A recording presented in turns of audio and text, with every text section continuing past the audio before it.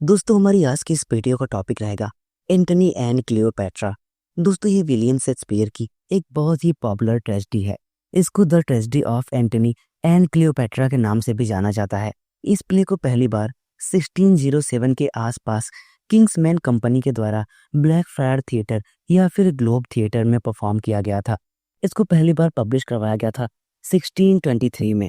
तो आइए दोस्तों हम इस प्ले की समरी को डिस्कस करते हैं। दोस्तों इस प्ले की शुरुआत होती है इजिप्ट से, जहां पर एंटनी इजिप्ट की क्वीन क्लियोपैट्रा के प्यार में मदहोश हो गया है। एंटनी क्लियोपैट्रा के प्यार में इस कदर पड़ गया है कि उसे अपने खुद के एम्पायर रोम के भी बारे में कोई चिंता नहीं है। क्लियोपैट्रा के प्यार ने उसको एक कमजोर सेनापति बना दिया है। क्लियोपैट्रा आती है और एंटनी से पूछती है कि तुम मुझसे कितना प्यार करते हो। इस पर एंटनी कहता है कि मैं अपने प्यार को बयान नहीं कर सकता क्योंकि मैं तुमसे बेइंतहा मोहब्बत करता हूँ। रोम से एक मैसेंजर मैसेज लेकर आता है, लेकिन एंटनी उस मैसेज को अनदेखा कर देता है, ये कहते हुए कि मुझे रोम की कोई परवाह नहीं है, केवल मुझे क्लियोपैट्रा की परवाह है। जिस मैसेज को एंटनी अनदेखा करता है वो मैसेज ऑक्टेवियस का था। एंटनी, ऑक्टेवियस और लेपिडस ये तीनों लोग मिलकर रोमन एम्पायर बनाते हैं, यानी कि उस पर शासन करते हैं।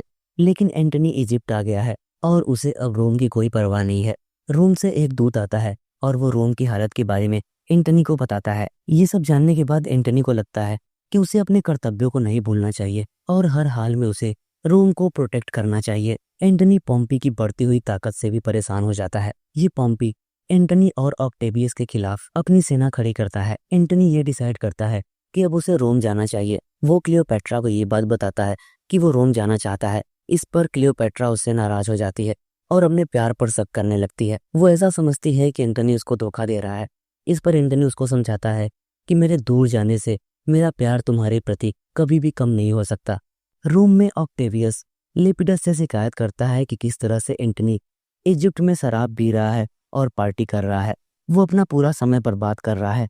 क्लियोपैट्रा के प्यार में पड़ के वो एक औरत बन गया है। ऑक्टेवियस चाहता है कि एंटनी वापस आ जाए क्योंकि पॉम्पी की बढ़ती हुई ताकत रोम में उनके लिए खतरा साबित हो सकता है। इजिप्ट से जाने के बाद एंटनी क्लियोपैट्रा को लेटर भेजता है। क्लियोपैट्रा उसका लेटर पाकर खुश हो जाती है और एंटनी को याद करती है। साथ ही ये भी कहती है कि वो भी अब एंटनी को हमेशा लेटर्स लिखेगी। पॉम्पी अपने एक सोल्जर मेनास से बात करता है कि वो ऑक्टेवियस, लेपिडस और एंटनी के खिलाफ युद्ध में अच्छा प्रदर्शन करेगा, क्योंकि पॉम्पी को लगता था कि एंटनी अभी भी इजिप्ट में है और वहां पर वो आनंद ले रहा है। लेकिन तभी पॉम्पी का एक मैसेंजर ये बताता है कि एंटनी इजिप्ट से रोम वापस आ गया है। पॉम्पी कहता है कि भले ही एंटनी वापस आ गया है, लेकिन ऑक्टेवियस और एंटनी दोनों एक दूसरे को नहीं पसंद करते। उनके बीच का मतभेद मेरे लिए फायदेमंद साबित होगा। एंटनी रोम पहुंचता है। ऑक्टेवियस उसको डांटता है, ये कहते हुए कि एंटनी अपने कर्तव्यों से पीछे हट रहा है, वो अपनी जिम्मेदारी नहीं समझता। मेसिनस ऑक्टेवियस और एंटनी के बीच के तनाव को कम करने की कोशिश करता है। एक कमांडर ये सुझाव देता है कि एंटनी की पहली वाइफ फुल्विया की डेथ हो चुकी है और इस समय पर अगर ऑक्टेवियस की बहन ऑक्टेविया से एंटनी की शादी करा दी जाए तो ऑक्टेवियस और एंटनी के बीच की दूरी खत्म हो जाएगी। इस योजना से सभी लोग सहमत हो जाते हैं। ऑक्टेवियस एंटनी को अपनी बहन ऑक्टेविया से मिलवाता है। साथ ही एंटनी को इस बात का सुझाव देता है कि एंटनी उसकी बहन के प्रति हमेशा वफादार रहे। इजिप्ट में क्लियोपैट्रा तक ये बात पहुंचती है कि एंटनी ने ऑक्टेविया से शादी कर ली है। ये बात जानने के बाद क्लियोपैट्रा एकदम से गुस्सा हो जाती है और ये सोचती है कि एंटनी उससे इतना प्यार करता था, लेकिन फिर भी उसने ऑक्टेविया से शादी क्यों की। वो अपने एक मैसेंजर को भेजती है ये देखने के लिए कि आखिर ऑक्टेविया दिखती कैसी है। इटली में पॉम्पी, ऑक्टेवियस, एंटनी और लेपिडस सभी लोग मिलकर युद्ध विराम की घोषणा करते हैं। दोनों पक्ष इस बात के लिए सहमत हो जाता है कि वो लोग अब शांति से रहेंगे। इस एग्रीमेंट के बाद सभी लोग पॉम्पी के नाव पर जाते हैं पार्टी करने के लिए। पार्टी के दौरान सभी लोग बहुत ज्यादा शराब पीते हैं और नशे में धुत हो जाते हैं। पॉम्पी का सोल्जर मेनस पॉम्पी से कहता है कि अगर पॉम्पी आदेश दे तो मेनस सभी को खत्म कर सकता है और इस तरह से पूरे रोमन एम्पायर पर उनका नियंत्रण हो जाएगा। इस पर पॉम्पी मेनस से कहता है कि ऐसा करना अपमानजनक होगा। मेनस पॉम्पी से थोड़ा सा नाराज हो जाता है क्योंकि पॉम्पी इस अवसर का फायदा नहीं उठा रहा था।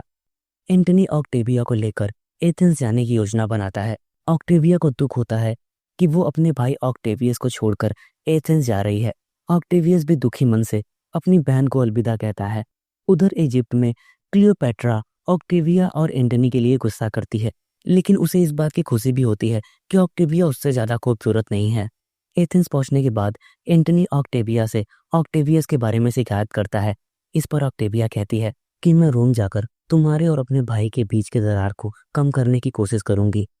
एथेंस में एंटनी के एक फॉलोअर से एंटनी को इस बात का पता चलता है कि ऑक्टेवियस ने पॉम्पी को हरा दिया है और उसने लेपिडस को भी सत्ता से बाहर कर दिया है।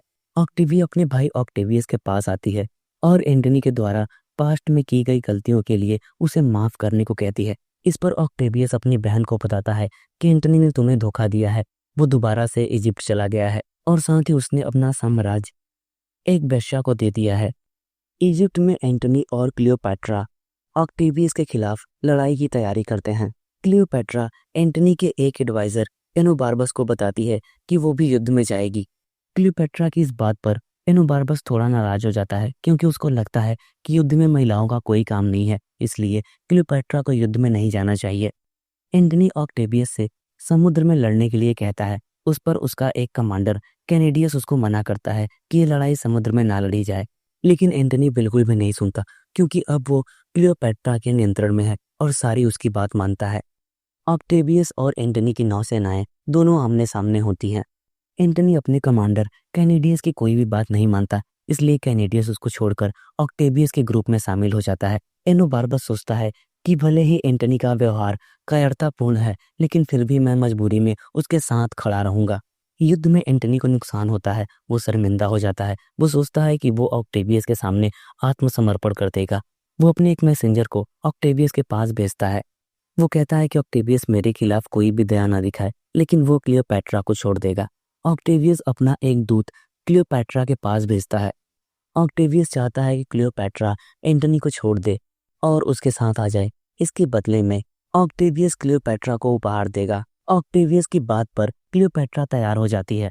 एंटनी अंदर आता है और वो ऑक्टेवियस के एक दूत थीडियास को देख लेता है क्लियोपैट्रा के हाथ को चूमते हुए। ये देखकर एंटनी गुस्सा हो जाता है और अपने नौकरों से कहता है थीडियास को पीट कर ऑक्टेवियस के पास वापस भेजने के लिए। एंटनी क्लियोपैट्रा पर चिल्लाता है कि क्लियोपैट्रा उसको धोखा दे रही है। इस पर क्लियोपैट्रा उसको विश्वास दिलाती है कि वो उसे धोखा नहीं देगी और हमेशा उसके प्रति वफादार रहेगी। एंटनी अपने साहस को याद करता है और दोबारा से योजना बनाता है ऑक्टेवियस के खिलाफ लड़ने के लिए। एनोबार्बस भी एंटनी के इस व्यवहार से परेशान हो जाता है और वो एंटनी को छोड़कर ऑक्टेवियस की सेना में शामिल होने का डिसीजन लेता है। जब ऑक्टेवियस को पता चलता है कि एंटनी दोबारा से तैयारी कर रहा है युद्ध करने के लिए, तो ऑक्टेवियस उस पर हंसता है और सोचता है कि अब वो एंटनी को हमेशा के लिए हरा देगा। एंटनी अपने चाहने वालों से कहता है कि ऑक्टेवियस के साथ युद्ध से एक रात पहले वो सभी के साथ शराब पीकर अपनी लाइफ को एंजॉय करना चाहता है। अगले दिन एंटनी युद्ध के लिए तैयार हो जाता है और युद्ध में जाने से पहले वो क्लियोपैट्रा को चूमता है। एक सैनिक से एंटनी को पता चलता है कि एनोबार्बस ने उसको छोड़ दिया है और अब वो ऑक्टेवियस की सेना में शामिल हो गया है। ऑक्टेवियस भी अपने सैनिकों को युद्ध के लिए तैयार करता है और जो लोग एंटनी को छोड़कर उसके साथ शामिल हुए हैं, उन लोगों को वो युद्ध में आगे रखता है ताकि सबको ऐसा लगे कि युद्ध में एंटनी की सेनाएं वो आपस में लड़ रही हैं। एंटनी को जब पता चलता है कि एनोबार्बस ने उसको छोड़ दिया है, तो वो एनोबार्बस के बहुत सारे सामान को इज्जत से उसके पास भेज देता है। एनोबार्बस जब ये देखता है कि उसके पुराने मालिक ने उसके सभी सामान को इज्जत के साथ उसके पास भेज दिया है, तो उसे छोड़ने के लिए वो पछतावा करता है। युद्ध शुरू हो जाता है और ये युद्ध एंटनी जीत जाता है। वो क्लियोपैट्रा के साथ युद्ध का जश्न मनाने के लिए एलेक्जेंड्रिया जाता है। युद्ध हारने के बाद ऑक्टेवियस के शिविर में एनोबार्बस को बहुत पछतावा होता है अपने मालिक एंटनी को धोखा देने के लिए, और इसी पछतावे की वजह से वो मर भी जाता है। अब अगले दिन एंटनी समुद्र में ऑक्टेवियस से लड़ता है। एंटनी का बेड़ा जल्दी ही ऑक्टेवियस के सामने आत्मसमर्पण कर देता है। एंटनी अपनी हार से क्रोधित हो जाता है और वो सोचता है कि जरूर ऐसा अपशगुन की वजह से हुआ है। एंटनी इस हार के लिए क्लियोपैट्रा को जिम्मेदार ठहराता है। क्लियोपैट्रा पर चिल्लाता है और कहता है कि तुमने मुझे धोखा दिया है। क्लियोपैट्रा उसे शांत करने की कोशिश करती है, लेकिन एंटनी उसे चुड़ैल कहता है और दूर भेज देता है। क्लियोपैट्रा की एक अटेंडेंट चार्मियन क्लियोपैट्रा से कहती है कि तुम्हें अपनी कब्र पर जाना चाहिए और खुद को अंदर बंद कर लेना चाहिए और मरने का नाटक करना चाहिए, और फिर तुम्हारे मरने की खबर एंटनी को भेजनी चाहिए। क्लियोपैट्रा भी चार्मियन की बात से सहमत हो जाती है। एंटनी को मैसेज मिलता है कि क्लियोपैट्रा अब नहीं रही, उसने आत्महत्या कर लिया है। मरने से पहले उसने एंटनी का नाम लिया था। ये सुनने के बाद एंटनी बहुत दुखी होता है। वो कहता है कि मैं भी आत्महत्या करूंगा। एंटनी अपने अटेंडेंट इरोस से कहता है कि तुम मुझे चाकू मार दो। इरोस मना कर देता है। फिर एंटनी खुद को ही चाकू मार लेता है।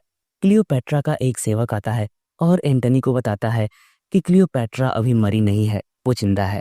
एंटनी को क्लियोपैट्रा के कब्र पर ले जाया जाता है।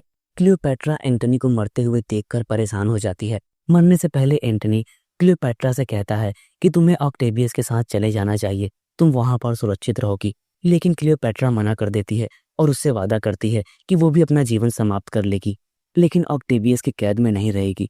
एंटनी मर जाता है। क्लियोपैट्रा आदेश देती है कि एंटनी को रोम में सम्मान के साथ दफनाया जाना चाहिए। ऑक्टेवियस को जब ये पता चलता है कि एंटनी ने अपना जीवन समाप्त कर लिया है तो वो दुखी हो जाता है, क्योंकि ऑक्टेवियस ऐसा मानता था कि एंटनी उसका एक मजबूत अपोनेंट था। ऑक्टेवियस अपने 2 आदमियों को क्लियोपैट्रा के पास भेजता है ताकि वो लोग उसको समझा सके कि वो भी एंटनी की तरह आत्महत्या ना करे। क्लियोपैट्रा अपनी कब्र पर अपना जीवन समाप्त करने का सोचती है। ऑक्टेवियस आता है और क्लियोपैट्रा को समझाता है कि अगर वो उसके सामने आत्मसमर्पण कर देगी तो ऑक्टेवियस उसको कोई भी नुकसान नहीं पहुंचाएगा। लेकिन क्लियोपैट्रा सोचती है कि अगर वो ऑक्टेवियस के सामने आत्मसमर्पण कर लेगी तो लोग उसको कमजोर रानी के रूप में याद करेंगे। क्लियोपैट्रा अपनी अटेंडेंट चार्मियन से खुद के लिए अच्छे कपड़े और मुकुट लाने के लिए कहती है ताकि वो मरने से पहले सुंदर दिख सके। अब एक आदमी आता है टोकरी लेकर। उस टोकरी में जहरीले सांप होते हैं। क्लियोपैट्रा अपनी अटेंडेंट चार्मियन और इरास को अलविदा कहती है। इसके बाद क्लियोपैट्रा एक जहरीला सांप उठाती है और उसे अपने स्तन यानी कि ब्रेस्ट पर काटने देती है। इसके बाद वो उसे अपने हाथ पर कटवाती है। इस तरह से क्लियोपैट्रा भी मर जाती है। क्लियोपैट्रा के मरने के बाद उसकी अटेंडेंट चार्मियन भी एक सांप से खुद को कटवा लेती है और मर जाती है। ऑक्टेवियस वहां पर आता है और देखता है कि क्लियोपैट्रा भी मर गई है। वो क्लियोपैट्रा को एक बहादुर रानी के रूप में याद करता है। ऑक्टेवियस बड़े ही सम्मान के साथ क्लियोपैट्रा को भी एंटनी के कब्र के पास ही दफना देता है।